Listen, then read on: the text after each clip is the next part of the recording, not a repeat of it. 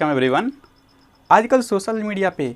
चाहे वो प्रोटेस्ट करना हुआ, चाहे वो प्यार दिखाना हो या चाहे गुस्सा करना हो, या इस पे ट्रेंडिंग करना एक आम बात सी हो गई है। रविवार को आज जो ये वीडियो शूट हो रही है, ये वीडियो शूट आ रहा है आपको 23 फ़रवरी 2021 और आज दिन है मंगलवार। रविवार से ही ट्विटर पे एक ट्रेंड चल रहा है, जैसे हैशटैग मोदी रोज़गार दो।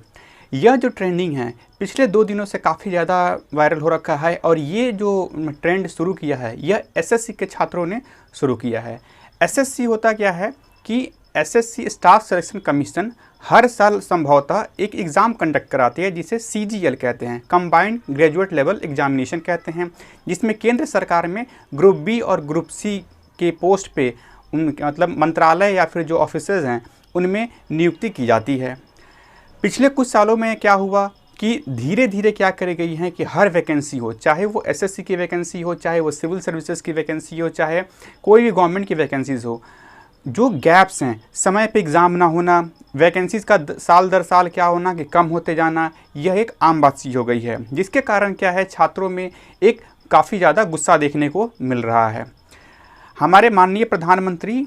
श्री नरेंद्र मोदी अभी अपने कार्यकाल के 7वें वर्ष में हैं। जब 2014 में उनकी सरकार बनने से पहले उन्होंने दावा किया था कि उन्हें एक मौका दिया जाए और वो इस देश के युवाओं को भरपूर रोजगार देंगे। हालांकि वो दावा तो किसी भी हाल में फ़िलहाल पूरा होते हुए नहीं दिख रहा, बल्कि उसके कुछ गलत परिणाम भी दिखने को अभी फ़िलहाल हमें मिल रहे हैं, जिसमें क्या हो रहा है कि युवाओं को समय दर समय क्या हुआ कि रोज़गार में भारी कटौती देखने को मिल रही है, क्योंकि जो युवा सरकारी नौकरी के प्रयास कर रहे हैं उनको वह नौकरी नहीं मिल पा रही है। कारण क्या है कि सरकार समय पे वैकेंसीज जो हैं वो नहीं निकाल पा रही है, या जो वैकेंसी निकल रही है वो इतने समय तक निकल रही है, इतने समय के अंतराल पे निकल रही है कि इस बीच में कई सारे जो ग्रेजुएट्स हैं वो और ग्रेजुएट हो जा रहे हैं। तो क्या है कि बेरोज़गार ग्रेजुएट्स की जो संख्या है वो बढ़ते चली जा रही है।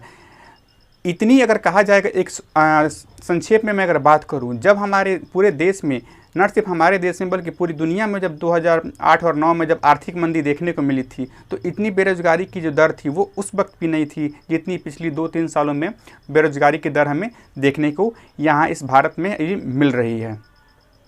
इसके कई सारे कारण हो सकते हैं, जैसे कि हमारे देश में प्राइवेटाइजेशन का होना भी एक तरह से बोला जाए कि रोज़गार का ना होना भी एक कारण हो रहा है, क्योंकि प्राइवेटाइजेशन होने के कारण क्या हो रही है कि कंपनियां जो हैं वह जनहित, पब्लिक जो वेलफेयर पर ध्यान न देते हुए प्रॉफिट मेकिंग की तरफ मूव कर रही हैं। इसके कुछ नेगेटिव इम्पैक्ट्स भी समाज पे और देश के युवाओं पे इसका पड़ने को देखने को मिल रहा है हमें। अगर जैसे ट्रेंडिंग की बात करी जाए तो पिछले साल जब माननीय प्रधानमंत्री नरेंद्र मोदी जी का जन्मदिन था तो उस वक्त एक नया ट्रेंड देखने को मिला था, हैशटैग अनएम्प्लॉयमेंट डे। उनके डेट ऑफ बर्थ को युवाओं ने अनएम्प्लॉयमेंट डे के तौर पे उस पर काफ़ी ज़्यादा क्रिटिसिज्म किया और उस पर काफ़ी ज़्यादा उस हैशटैग को वायरल भी किया था। पिछले 2 दिनों से जो ये हैशटैग देखने को दिया जा रहा है, मोदी रोज़गार दो, यह एसएससी के छात्रों के द्वारा देखने जा रहा है। क्योंकि कहने का यहाँ पे क्या है कि जो एसएससी के जो छात्र हैं वह ये कह रहे हैं कि 2019 की जो वैकेंसी आई थी सीजीएल की पोस्ट की, वो वैकेंसी एक तो समय पे उसकी एग्ज़ाम्स कंडक्ट नहीं कराए गए, और जो वैकेंसी बन के आई, फाइनल जो रिज़ल्ट बन के आए उनमें देरी भी हो रही है, और जो कट ऑफ जारी किए गए हैं उनमें कई सारे छात्रों का ये कहना है कि उन्होंने कट ऑफ से ज़्यादा मार्क्स के क्वेश्चंस अटैम्प्ट किए हैं और बनाए हैं और उनके क्वेश्चन सही हैं। परंतु होता क्या है कि सिर्फ कट ऑफ लिस्ट जारी की जाती है और रैंक लिस्ट जारी की जाती है, एसएससी के एग्जाम्स में मार्क्स को डिक्लेयर नहीं किया जाता। इसमें छात्रों का कहना है कि सरकार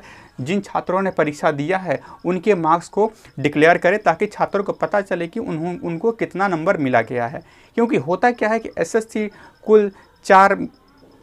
स्टेज में परीक्षाएं कराती हैं। 2 पेपर उसके ऑनलाइन होते हैं, 2 पेपर ऑफलाइन किए जाते हैं। जो पहला पेपर जो ऑनलाइन जो पेपर होते हैं वह कई सारे शिफ्ट में, कई सारे शेड्यूल्स में किए जाते हैं, और हर शिफ्ट का जो डिफ़िकल्टी लेवल होता है पेपर का वो थोड़ा अलग अलग देखने को मिलता है। और ऑन एन एवरेज क्या करती हैं जो एग्जामिनेशन जो बोर्ड हैं वो उस बेस पे एक कट ऑफ तैयार करती हैं सारे डिफ़िकल्टी लेवल को मद्देनज़र रखते हुए, और उस पर एक फाइनल कट ऑफ लिस्ट जारी करती है। परंतु छात्रों का ये कहना है कि जो कट ऑफ लिस्ट इस बार जारी की गई है उसमें डिफ़िकल्टी लेवल्स का खासा ध्यान नहीं रखा गया है। इसमें क्या है कि जो डिफ़िकल्ट शिफ्ट के जो पेपर थे उस छात्रों को जाहिर सी बात है उन्होंने कम क्वेश्चन अटेम्प्ट किए हैं तो उनको थोड़ी सी परेशानी देखने को मिल रही है, जबकि जो इजी शिफ्ट का जो पेपर था वहाँ के छात्रों को एक अच्छी खासी मार्क्स उसमें इजाफा या देखने को मिल रहा है। हालांकि इस पे क्या ट्रांसपेरेंसी कितनी है ये अभी खुल के सरकार की बात सामने नहीं आई है। पिछले साल 2020 में भी कई सारे जो ऑनलाइन एजुकेशनल सिस्टम है, ऑनलाइन जो संस्थानें हैं, जो टीचर्स हैं, वह उन्होंने आंदोलन चलाया था। कुछ ऑनलाइन में सत्याग्रह के नाम से भी बेरोजगारी के लिए, एम्प्लॉयमेंट के लिए कि सरकार समय पर एग्ज़ाम कंडक्ट कराए, इस पर भी कई सारे आंदोलन देखने को मिलते हैं। यहाँ पे अगर बात की जाए तो छात्रों का गुस्सा एक तरह से देखा जाए तो काफ़ी वाजिब है। हाल ही में क्या हुआ था कि 15 जनवरी 2021 में सरकार ने क्या किया कि प्रारंभ एक इंटरनेशनल स्टार्टअप समिट 2 दिनों की दिल्ली में उसको किया था, जिसके मंत्री कौन थे? पीयूष गोयल थे। और 16 जनवरी 2021 में प्रधानमंत्री नरेंद्र मोदी ने एक 1000 करोड़ का स्टार्टअप सीड इंडिया फंड को लॉन्च किया था, जिसमें उन्होंने बात करी है कि युवाओं को क्या है जो एंटरप्रेन्योरशिप जिसे हम कहते हैं कि स्टार्टअप पे ज़्यादा ध्यान देना चाहिए। पर सोचने वाली बात यह है कि किसी भी स्टार्टअप, किसी भी रोज़गार, किसी भी व्यवसाय को करने के लिए एक युवा को सबसे पहले क्या होता है कि उसे उस व्यवसाय के बारे में थोड़ी बहुत नॉलेज होनी चाहिए। वो नॉलेज उसे कब मिलेगी? जब वो किसी कंपनी, किसी रेप्यूटेड कंपनी, चाहे वो छोटे लेवल की हो या बड़े लेवल की हो, वहाँ पे उस युवा को कुछ समय के लिए रोज़गार दिया जाए, जहाँ पे वो माहौल देखे, सीखे कि किस तरह से उसे अपने फंडिंग की ज़रूरत पड़ती है, अपने स्टार्टअप को शुरू करने के लिए किस प्रकार क्या है उसे एम्प्लॉय हायरिंग की ज़रूरत पड़ती है, कहाँ से वो प्रोडक्ट्स तैयार करेगा, चाहे वो मैन्युफैक्चरिंग सेक्टर हो, चाहे वो सर्विस सेक्टर हो, फिर किस तरह से वो फंडिंग लाएगा, किस तरह से मार्केट में अपनी डिमांड एंड सप्लाई को कोप अप कर पाएगा। इसके लिए शुरुआती दौर में अगर कोई भी टेक्निकल ग्रेजुएट अगर पास आउट होता है, चाहे वो बीटेक किया हो या एमटेक किया हो या फिर उसने एमबीए भी किया हो, शुरुआती दौर में उसे एक रोज़गार, एक प्लेटफॉर्म की ज़रूरत पड़ती है जहां से वो रोज़गार सीख सके। अगर कोई युवा अपनी पढ़ाई टेक्निकल ग्रेजुएशन कंप्लीट करने के बाद, चाहे वो ग्रेजुएट हो या पोस्ट ग्रेजुएट हो, करने के बाद अगर डायरेक्ट ही स्टार्टअप नीति करता है तो उसमें क्या होता है, फेलियर के चांसेस ज़्यादा होते हैं, क्योंकि उसने उतना ही देखा है, उतना ही पढ़ा है, उतनी ही कॉलेज में चीज़ें सिखाई गई हैं जितने उसने अपने सोच और समझ से जो चीज़ें देखी हैं, उसी के तहत पे वो क्या है स्टार्टअप करना चाहता है, जो कि एक तरह से इसमें फेलियर के चांसेस काफ़ी ज़्यादा बढ़े होते हैं। क्योंकि होता क्या है कि आज के दौर में कॉलेजेस में जो हैं, जितने भी टेक्निकल कॉलेजेस हैं, चाहे वो आईआईटीज़ हों, एनआईटीज़ हों या प्राइवेट सेक्टर के जो कॉलेजेस हैं, सब में क्या किया गया है कि एजुकेशन और नॉलेज, इन दोनों में स्टूडेंट्स को अक्सर कन्फ्यूज़न देखने को मिलता है। जो स्टूडेंट्स हैं वो अक्सर एजुकेशन को ही नॉलेज समझ बैठते हैं, क्योंकि कॉलेजेस में क्या है कि बच्चों को, जो स्टूडेंट्स हैं वहाँ पे, जो ग्रेजुएट्स जो कर रहे हैं, उनके ऊपर ज़्यादा जोर, ज़्यादा उनकी पढ़ाई और उनके मेंटल एबिलिटी, उनके साइकोलॉजिकल एबिलिटी पे ध्यान ना देते हुए उनके ज़्यादा marks, attendance and rules and regulation पर ज़्यादा जोर दिया जाता है। कहने का यहाँ पे साफ मतलब है कि अगर एक युवा जब उसकी उम्र 18 साल से कम की है और वो +2 में क्या करता है कि देश के सबसे प्रतिष्ठित संस्थानों में से आईआईटी है, एनआईटी है या आईआईएससी है या ट्रिपल आईटी जो हैं, जो टेक्निकल ग्रेजुएशन कर रहे हैं, ऐसे बच्चे जब 8 से 10 घंटे पढ़ाई करके उस एग्ज़ाम को क्रैक करने की क्षमता रख सकते हैं, तो आखिर इस एजुकेशन सिस्टम में गलती क्या है कि जब वो अपने बीटेक करते हैं या एमटेक करते हैं या एमबीए कर रहे होते हैं, उस वक्त उनका ध्यान उस 8 से 10 घंटे की मेहनत को छूट करके कहीं और कहाँ चला जाता है, ताकि जब ग्रेजुएशन होती है तो आजकल क्या है, जो पॉलिटिशियन या जो कंपनीज़ हैं ये कहते हैं कि भारत के जो युवा हैं, जो ग्रेजुएट्स हैं, उनमें क्या है, स्किल की क्षमता नहीं है, मतलब स्किल की कमी है। तो सरकार ने क्या किया है कि कई सारे स्किल डेवलपमेंट सेंटर खोल रखे हैं, स्किल डेवलपमेंट सुधार जो होती हैं, जो उसके सुधार के लिए भी कई सारे कार्यक्रम चलाए जा रहे हैं। पर ऐसा क्यों होता है, ये सबसे ज़्यादा सोचने वाली बात है। 2017 की बात ही है, एक केंद्रीय मंत्री थे जिनका मैं नाम नहीं लूँगा, हालांकि जब उनसे पूछा गया कि एक प्रेस कॉन्फ्रेंस में कि युवाओं को रोज़गार आपके सरकार में नहीं मिल रहा, तो इस पर उनका कहना था कि युवाएँ पकौड़े तलें।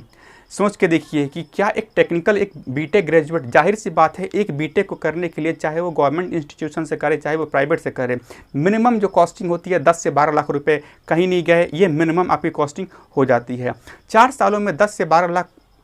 किसी स्टूडेंट के पेरेंट्स ने उस पर खर्च किए। स्टार्टिंग में 2 साल उसने क्या क्या इंजीनियरिंग के एंट्रेंस एग्ज़ाम निकालने के लिए उसने 2.5-3 लाख रुपये वहाँ पर खर्च किए। लगभग 14 से 15 लाख खर्च करने के बाद क्या ये ग्रेजुएट पकौड़े तलेगा? ये यहाँ पे सोचने वाली बात है, क्योंकि जाहिर सी बात है जो पॉलिटिकल जो नेता हैं, जो भी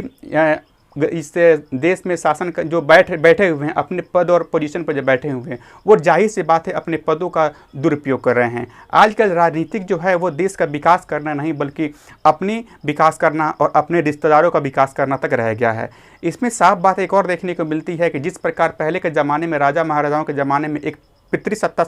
जो एक क्रम चलाता था कि राजा का बेटा राजा बना, फिर उसके बेटे ही उसको वंश को कैरी ऑन करते रहते, वहीं आजकल हमारे देश में समाज में देखने को मिल गया है, जहाँ पे पॉलिटिकल सिस्टम में भी क्या है, अपने जान पहचान और रिश्तेदारों को पोस्ट पे दे दिया जाता है।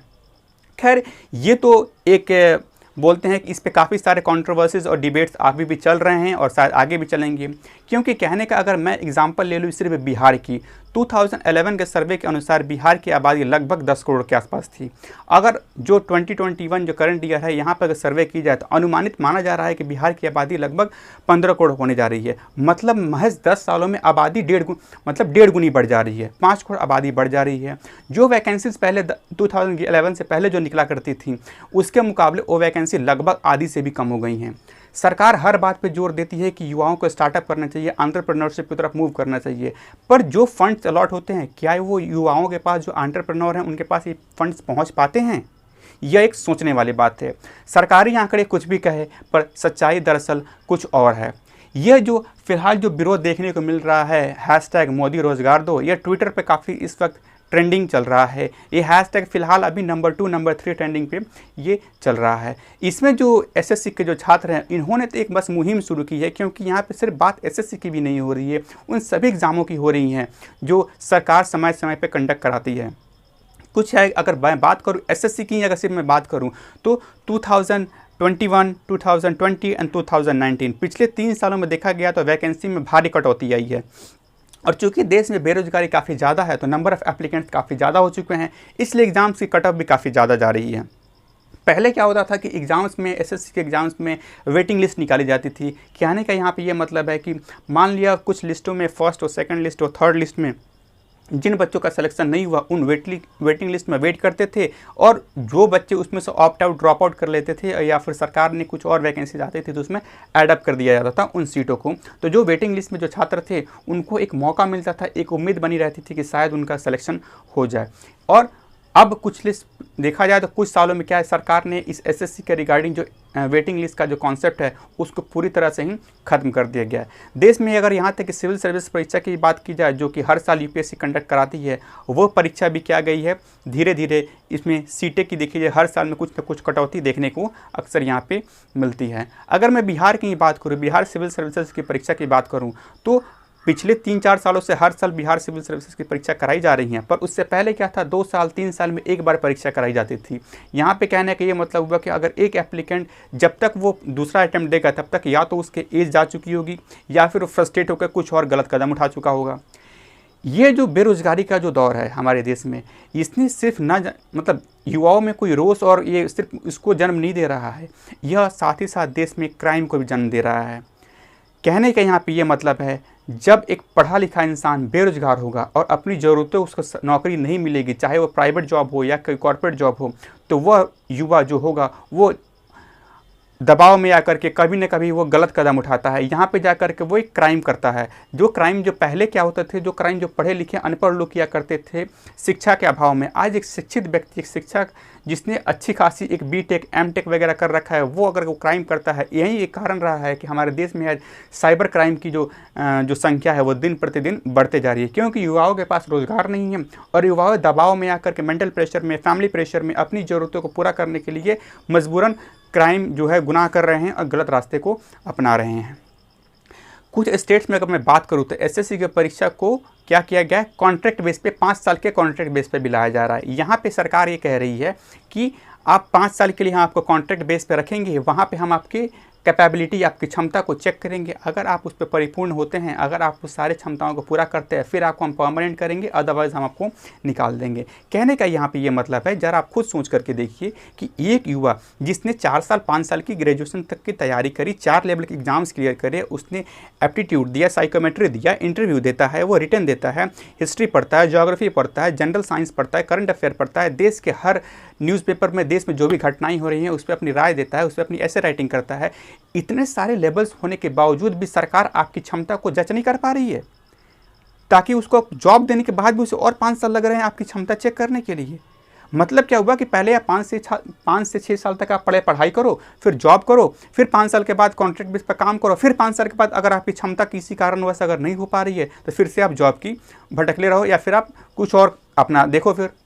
ये एक तरह से देखा जाए तो देश में काफ़ी गलत हो रहा है। और जो देश में जो ग्रेजुएट हैं, जो रोज़गार जो चल रही हैं, बेरोज़गारी का जो दौर अभी शुरू हो चुका है, यह आने वाले समय में और भीषण होने वाला है। और इसकी जो रिज़ल्ट होंगे, जो इसका अनुमानित जो है वो काफ़ी सुखद नहीं होने वाला है। क्योंकि अगर स्टार्टअप की भी बात कर लिया जाए तो स्टार्टअप एक टेक्निकल ग्रेजुएट स्टार्टअप कर सकता है, बट मान लीजिए जिस ग्रेजुएट ने अपनी डिग्री कहाँ से करी, वो हिस्ट्री से करता है, आर्ट्स मतलब आर्ट्स सब्जेक्ट से करता है, वो कौन सा स्टार्टअप करेगा? क्या वो कृषि करेगा? कर सकता है, परंतु अगर उसमें उसका रुझान नहीं हुआ तो वो कौन से स्टार्टअप करेगा? सरकार सरकारी जॉब देगी नहीं, कृषि में और उसमें उसका रुझान नहीं है, तो क्या वो मतलब उसने देश में जो ग्रेजुएशन जो अपने आर्ट्स से किया है, क्या वो ऐसे बेरोजगार रह जाए? यह किसी भी हाल में यह संभव नहीं हो पाता है। तो आज का जो हमारा ये डिस्कशन रहा, आपको कैसा लगा, आपकी इसमें क्या राय है, आप कमेंट के माध्यम से हमें इस कमेंट बॉक्स में बता सकते हैं। और अगर आपको ये आज का वीडियो पसंद आया तो चैनल को सब्सक्राइब कीजिए और वीडियो को लाइक कीजिए। मिलते हैं आपसे अगले वीडियो में, तब तक be safe and be happy.